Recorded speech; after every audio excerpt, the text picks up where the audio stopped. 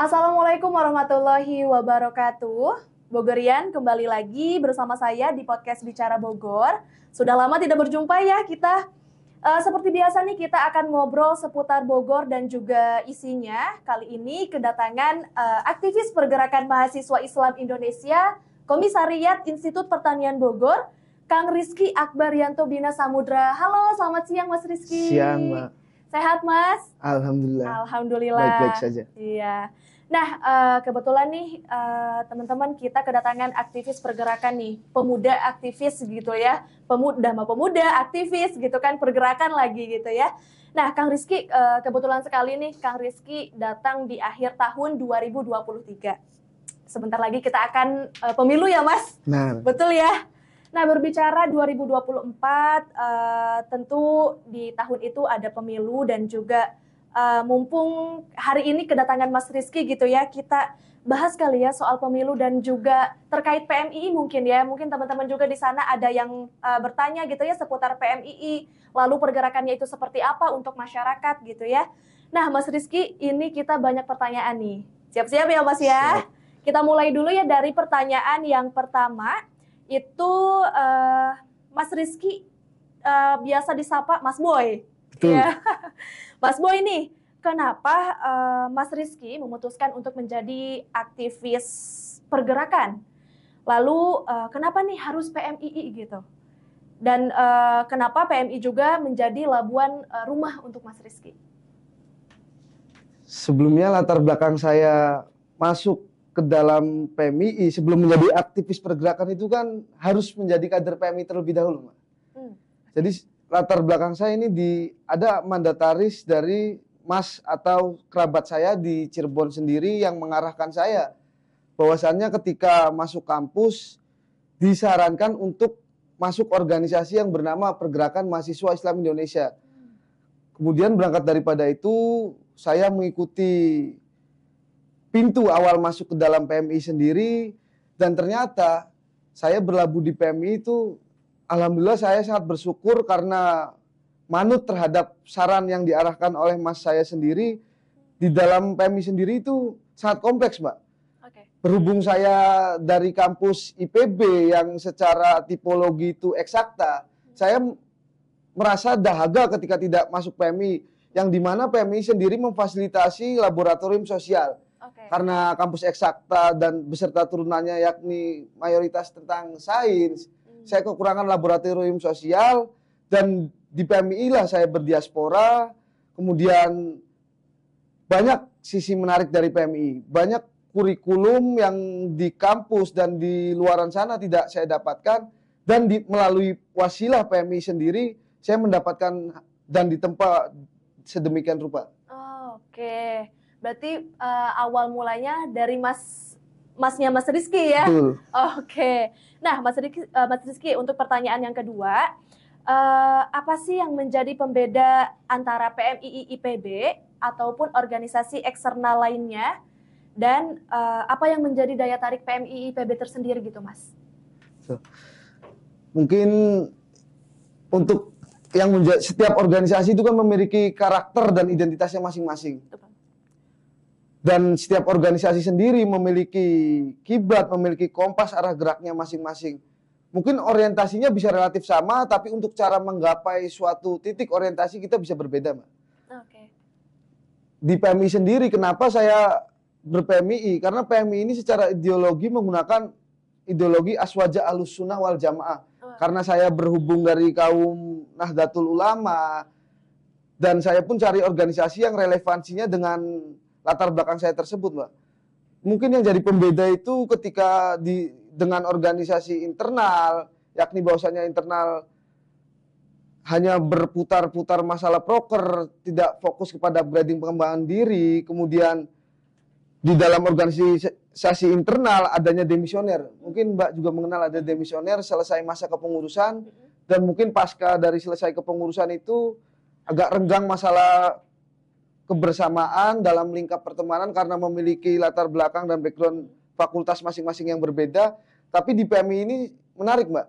Kita tidak mau pasca demisioner, kita hanya demisioner secara struktural, tapi secara kultural kita tetap ber-PMI. Makanya bahasanya ber-PMI itu ila yaumil qiyamah, sampai hari akhir. Sampai hari akhir. Okay. Kemudian ada pun pembeda dengan organisasi eksternal lainnya, yaitu tadi. Organisasi eksternal lainnya mungkin secara goals dan goals itu relatif sama secara orientasi.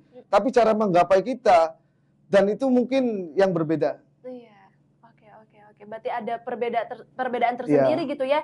Biasanya organisasi di mahasiswa itu kan kalau udah lulus gitu, udah selesai gitu kan. Ternyata di PMI ini, walaupun kita udah lulus, tetap gitu kan, tetap menjadi keluarga bagian dari besar. PMI itu ya. Oke. Nah, Mas Rizky, untuk pertanyaan selanjutnya ya. Habit apa sih yang ada di dalam PMII sampai generasi muda seharusnya menaruh perhatian di PMII tersendiri itu, Mas? Habits itu ada habit spiritual, kita menggulirkan kegiatan-kegiatan yang meningkatkan sisi spiritualitas kita seperti ziarah, yasinan, dan lain sebagainya lah. Kemudian sisi intelektual kita dengan FGD, fokus group discussion, kajian dan lain sebagainya. Dan yang terakhir yaitu sisi prestasi akademik ya. Barometer dari spiritual dan intelektual kita uji di akademik dan prestasi kita selaku mahasiswa. Karena medan badar kita adalah kampus dan reward yang diberikan kampus itu kan prestasi, Mbak. Barometernya. Mungkin seperti itu sederhananya. Oke. Mas Rizky, ada poin menarik lagi nih untuk Mas Rizky. PMI ini kan bisa dibilang investasi jangka panjang gitu ya Mas. Betul. Ya, karena tadi kalau misalnya organisasi lain habis demis udah selesai gitu kan. Nah, pendekatan apa sih Mas atau asupan apa yang diberikan kepada calon kader PMI nantinya? Mungkin treatment dari PMI sendiri mengacu kepada PMI ini jangka panjang karena segala sesuatu yang kita tanam dan itu yang akan kita tuai. Dan proses kita di PMI tidak akan diambil atau orang lain yang menikmatinya. Berangkat daripada itu, perihal proses daripada PMI itu sendiri dan treatment kepada calon kader PMI, yakni banyak, Mbak. Bicara tadi goalsnya yaitu prestasi dan akademik, kita sering diskusi masalah bagaimana kondisi dan situasi setiap kader PMII di PB itu sendiri, perihal akademik, bahkan perihal keluarganya, Mbak. Kita intervensi dalam artian kita outputnya kebaikan. Kita apa yang menjadi problematika stagnasi, contoh ini, studi case misalnya ada stagnasi dari setiap kader PMII, kita bantu bukan secara identitas dia sebagai kader PMI, tapi sebagai personalitas dia anak siapa, dia binnya dari mana, bintanya dari mana, dan itu mungkin yang menjadi hulu permasalahan dia. Itulah sedikit banyaknya treatment daripada PMI. Nah, Mas Rizky, pertanyaan selanjutnya, berbicara tentang pergerakan, berarti dapat dikatakan bahwasannya PMII ini bersentuhan langsung dengan masyarakat ya, dalam gerakan yang dilakukan gitu ya. Nah, yang menjadi pertanyaannya, ketika di masyarakat, bagaimana penerimaan mereka dan reaksioner ketika PMII hadir di masyarakat? Di dalam PMI itu sendiri, ada yang namanya advokasi atau pendampingan masyarakat. Perihal reaksioner penerimaan masyarakat, mereka sangat menerima dan dengan lapang dada menyambut baik kehadiran kita. Karena kita selaku aktivis pergerakan, selaku warga pergerakan harus bisa menjadi penyambung lidah dari keluh kesah rakyat itu sendiri, Mbak. Karena definisi mahasiswa itu sebagai agen of control, agen perubahan. Adapun contoh studi kasus yang pernah kita lakukan dan pernah kita jalankan perihal mendampingi masyarakat itu sendiri. Yang pertama yaitu ketika adanya kasus banjir di Kota Bogor dulu itu, Mbak.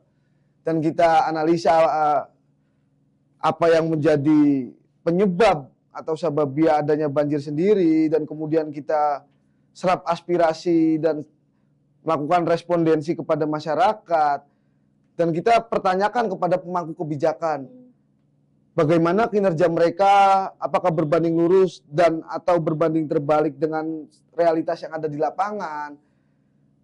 Kemudian ada lagi kasus terkait advokasi Tanah Surya Kencana, yang sekarang masih kita perjuangkan, Mbak, sebagai mahasiswa.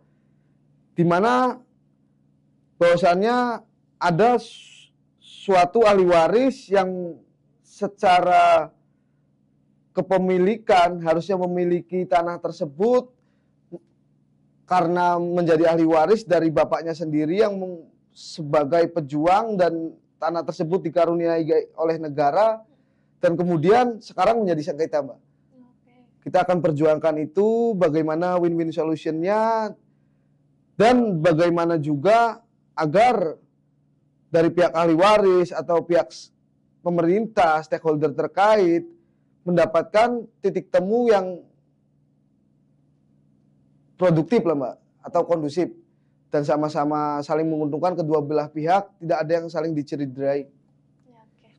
Kalau itu masih ongoing, Mbak, perjuangannya. Perjuangannya masih ongoing. Masih ongoing, Mbak. Oke. Berarti kalau yang banjir itu? Kalau yang banjir itu di tahun 2000? Tahun 2022, Mbak. Oh, 2022. Kita itu kenapa sangat gerilya ketika melakukan pergerakan itu, karena ada mahasiswa IPB yang hanyut, ingat, Mbak? Ya, kebetulan saya juga waktu itu turun ke lapang juga, sampai ke rumah dukanya, sampai benar-benar mengikuti proses itu gitu. Betul. Ya, betul sih, betul. Ya, kami selaku kader PMII melihat adanya mahasiswa IPB yang sedemikian rupa, kami merasa terpanggil secara nurani. Kita mengadakan kajian secara komprehensif, kemudian kita tuju pemerintah yang memiliki kebijakan dalam hal itu, kita kritisi, kita evaluasi, bahkan kita sempat meminta tanggung jawab apa yang dilakukan setelah ada kejadian seperti ini. Oke. Nah, pas dilihat dari keadaan sekarang gitu ya, yang marak pesta demokrasi gitu. Betul. Ya. Kebetulan nanti di tahun depan, tahun 2024, para calon pemimpin itu kan sibuk mencari simpati. Betul. Gitu ya, mencari dukungan untuk masyarakat gitu ya.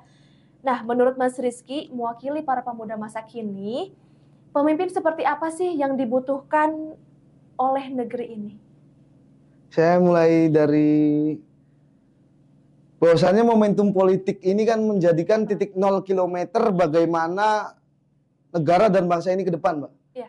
Momentum ini kita jadikan sebagai evaluasi total menyeluruh dari rezim atau kekuasaan sebelumnya. Dan titik startnya ini mulai dari sini, Mbak. Maka dari itu, untuk kalangan pemuda itu bukanlah suatu hal yang salah dan adalah hal yang wajar ketika adanya keberpihakan. Omong kosong ketika bicara mahasiswa atau pemuda harus adanya netralitas. Boleh dicari filsafat mana yang menyebutkan bahwasannya netralitas itu tidak berpihak kepada suatu kebenaran, tidak, dan mendiamkan suatu kezoliman.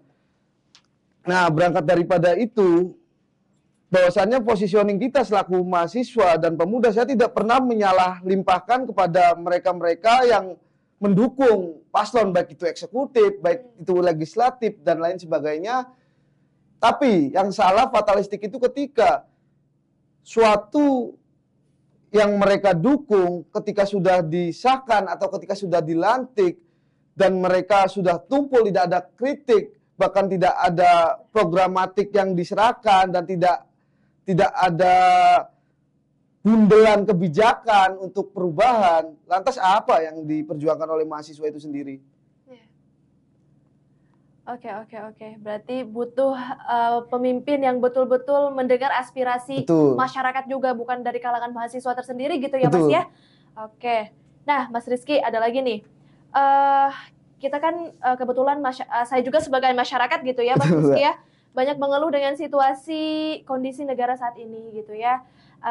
Mungkin ada beberapa gitu ya masyarakat di luar sana ada yang mengeluh soal akses fasilitas publik gitu ya, terus biaya hidup yang selalu meningkat, terus pendidikan juga yang semakin mahal gitu ya. Nah, ini kan pasti menyulitkan masyarakat lapisan bawah gitu kan. Ada lapisan bawah, mungkin menengah, atas gitu kan. Nah, menurut Mas Rizky sendiri sebagai aktivis pergerakan nih, bagaimana Mas Rizky menyikapi permasalahan ini? Nah, itu. ini masih ada korelasinya dengan bahasan yang tadi saya sampaikan, bahwasannya ini adalah momentum evaluasi bagaimana negeri kita ke depan, dan dari suatu isu permasalahan yang tidak beres dikelola oleh rezim sebelumnya, kita jadikan momentum ini suatu titik nol, di mana gagasan-gagasan presiden atau calon-calon yang lain berikutnya itu dapat membenahi yang belum bisa terakomodir oleh rezim sebelumnya. Maka dari itu, bicara tentang semua calon apapun itu kita uji secara gagasan. Dan yang ada mayoritas itu di atas sana hanya permainan gimmick politik yang dimana setiap pembicaranya itu ada tendensius keperpihakan terhadap suatu calon dan itu yang dipertontonkan, sedangkan akar rumput itu tidak demikian, Mbak. Oke. Dan kenapa saya selaku kader PMI IPB sendiri resah melihat dinamika yang seperti itu, karena yang dimana aspirasi rakyat yang seharusnya terhisap oleh gagasan-gagasan para calon, baik itu presiden, legislatif, dan lain sebagainya, justru yang dipertontonkan itu dalam tanda kutip yaitu tontonan sampah, Mbak. Itu kurang lebih seperti itulah. Ya, oke. Nah, Mas Rizky, sebagai pemuda nih, Mas Rizky, tanggapan Mas Rizky sekaligus yang harus diambil para pemuda dalam menghadapi pemilihan kali ini gitu ya, karena aduh kayaknya agak panas gitu ya untuk pemilihan di tahun depan itu gitu ya. Nah, gimana Mas Rizky menyikapi itu, terlebih para pemuda masa kini merupakan pemilihan perdana mungkin ya? Betul. Ya, saya sendiri perdana, Mbak. Iya, saya juga. Oh, sama. Enggak, saya tahun berapa tuh? 2019 ikut. Iya, ikut. Ya, bicara pemilu tahun 2024 ini kan komoditas pemuda ini yang paling banyak, Mbak, secara data. Nah, makanya perlu edukasi, bukan perlu rasis dan sebagainya untuk memecah belah dan membingungkan mindset pemuda itu sendiri, Mbak. Karena setiap pasangan atau calon manapun sekali berpresiden, semua jualan pemuda. Ya, betul. Bahkan ada yang seolah-olah ini adalah representasi pemuda dengan proses yang sedemikian rupa dan mengklaim itu bahwasanya representasi pemuda. Dan bahkan paslon lain pun jualan pemuda, bahwasanya pemuda demikian dan kita akan memfasilitasi, mengakomodir dan melibat sertakan peran aktif para pemuda. Nah, berangkat daripada itu, seluruh pemuda harusnya jeli bahwa saya ini bukan representasi pemuda, tapi minimal saya representasi pemuda dari PMI IPB lah, Mbak. Sederhananya seperti itu. Ketika kesan-pesan ya, Mbak. Kesan-pesan saya terhadap kaum pemuda yaitu lebih jeli lagi, tidak terkungkung oleh suatu dogmatis, tidak terpenjara oleh suatu asumtif yang dimana itu membuat penilaian kita menjadi subjektif terhadap suatu hal.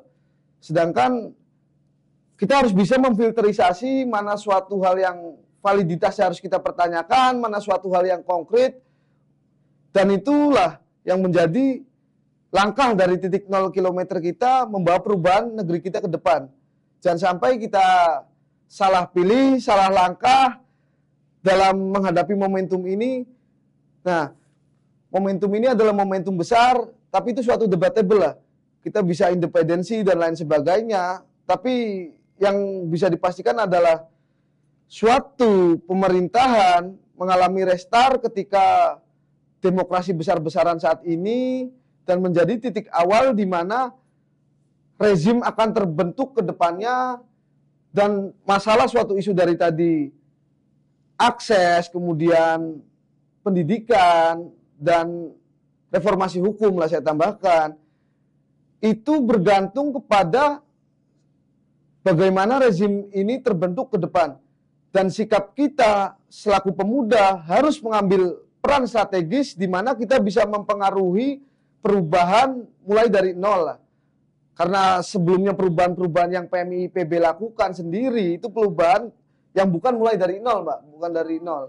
Contoh tadi terkait advokasi, pendampingan terhadap masyarakat, itu perubahan setelah adanya kekuasaan itu terbentuk, Mbak. Dan kita mengkritisi kekuasaan itu sendiri yang tidak komitmen mungkin terhadap janji atau nawacita sebelumnya, sebelum menjadi. Kita mengkritisi itu. Dan adanya masyarakat yang mustadafin atau dalam bahasa agama atau dalam bahasa lain kaum-kaum tertindas. Itulah kita selaku mahasiswa, selaku agen of control, agen perubahan, mengambil tengah-tengah di antara itu. Mungkin kurang lebihnya seperti itu, Mbak. Ya, oke. Satu lagi, Mas Rizky nih. Sebagai aktivis muda dan mewakili para pemuda, pesan dari Mas Rizky nih untuk para calon pemimpin kita. Seperti apa? Pesan untuk para calon pemimpin, singkatnya, setiap pemimpin ini kan mempunyai gagasan ketika dia belum memimpin. Setiap calon manapun lah mempunyai gagasan, mempunyai ide, mempunyai nawacita sebelumnya ketika belum menjadi pemimpin yang sungguhnya. Ketika visi misi itu nanti berjalan, ketika dia menjadi, itu harus komitmen terhadap suatu hal yang pernah mereka gagas sebelumnya. Karena kita terikat kontrak sosial lah, Mbak. Ya, betul. Kalau kita ini kan cowok ini yang dipegang itu omongannya lah. Sederhananya seperti itu. Okay. Mungkin ketika mereka menjadi itu lupa. Jangan sampai ketika gagasan, ketika suatu ide yang keluar dari calon pemimpin itu sekedar angin surga lah. Agar masyarakat memilih, tapi konkretisasi ketika pasca dia menjadi itu tidak ada, nihilistik. Bahkan berbanding terbalik lah dengan suatu hal yang pernah mereka ucapkan. Itu jangan sampai terjadi. Dan kalaupun itu terjadi, peran mahasiswa ada di sana. Dan mahasiswa-mahasiswa yang berperan dalam mengantarkan mereka sampai menjadi itu sangat berdosa, Mbak. Okay. Ketika yang mereka dukung itu malah berbanding terbalik dengan positioning kita sebagai mahasiswa. Dan mungkin pesannya seperti itulah bagi calon, bagi mahasiswa. Oke. Mungkin ada tambahan lagi, Mas, sebelum kita tutup untuk sesi podcast kita kali ini? Ya, mungkin tambahan bagi mahasiswa IPB, baik itu fakultas sekolah vokasi, sekolah bisnis, fakultas kehutanan, dan yang baru kedokteran, dan fakultas yang masih banyak lagi, mungkin bisa untuk masuk dan berproses di PMII, Mbak. Okay. Karena di PMII itu sendiri suatu candra di muka di mana tempat menempa kita untuk menjadi batu loncatan bagaimana orientasi kita ke depan. Contoh saya mahasiswa akuntansi sekolah vokasi IPB angkatan 57, jurusan akuntansi, dan secara linearitas itu akuntansi itu kan menjadi akuntan, Mbak. Yeah. Dan di PMI itu sendiri, saya akselerasi pengetahuan-pengetahuan yang harusnya saya dapat pasca lulus, saya terima di PMI. Dan ketika pasca lulus, bahkan sebelum lulus pun saya tidak bingung harus kemana, harus bagaimana, dan harus menjadi apa. Karena di PMI itu sendiri banyak nilai-nilai edukasi yang di luaran sana tidak ajarkan. Maka dari itu saya mengajak kepada seluruh mahasiswa Institut Pertanian Bogor untuk segera join bersama PMII, dan ada Mapaba itu pintu awal untuk bergabung dalam keluarga besar PMII IPB yang akan dilaksanakan pada tanggal 10 Desember, Mbak. Oh, 10 Desember. 10 Desember rekrutmen PMII. 9 hari lagi ya? 9 hari lagi, H-9. Oke. Ada lagi mungkin, Mas? Ya, mungkin itulah terkait kenapa harus join PMII, karena mungkin banyak mahasiswa IPB di luaran sana karena berhubung tipologinya eksakta, mereka dahaga mencari ruang ekspresi laboratorium sosial. Dan itu kampus sangat minim memfasilitasi itu, Mbak. Okay. Makanya join lah, ikut Mapaba pada tanggal 10 Desember 2023. Makasih ya Mas Rizky. Jadi kesimpulannya kita dapat ke para pemuda di luar sana, bijaklah mencari atau bijaklah memilih untuk calon pemimpin masa depan di tahun 2024 nanti gitu ya. Dan terkait PMII ini banyak sekali manfaat manfaatnya gitu ya. Ditambah Mas Rizky ini sebagai ketua komisariat PMII PB. Oh, ketua komisariat PMII. Oh, PMII. Iya, oke. Nah, mungkin banyak juga gitu ya Mas Rizky sudah pengalaman-pengalaman yang Mas Rizky dapat gitu ya. Contohnya Mas Rizky juga tadi bisa bisa ikut serta membantu masyarakat gitu ya. Dan untuk teman-teman nih yang ingin join ke PMII bisa menghubungi siapa nih Mas? Bisa tracking melalui IG PMII PB, Mbak. Di sana ada poster layar yang menginformasikan menghubungi kontak personnya di mana, cara persyaratannya apa saja, dan itu di kompleksnya gitu. Oke, nah untuk teman-teman nih yang mau join, teman-teman bisa gabung aja di Instagramnya PMII, PMII_IPB. Nah, di situ ya teman-teman. Oke teman-teman, terima kasih Mas Rizky, makasih banyak ya untuk aspirasi semuanya. Mudah-mudahan kita nih sebagai pemuda di masa depan mungkin akan jadi pemimpin juga gitu ya Mas. Amin. Semoga bisa jadi amanah gitu ya, dan untuk pemilu di tahun 2024 semoga lancar, damai, dan sentosa, aman sentosa gitu ya. Oke, assalamualaikum warahmatullahi wabarakatuh.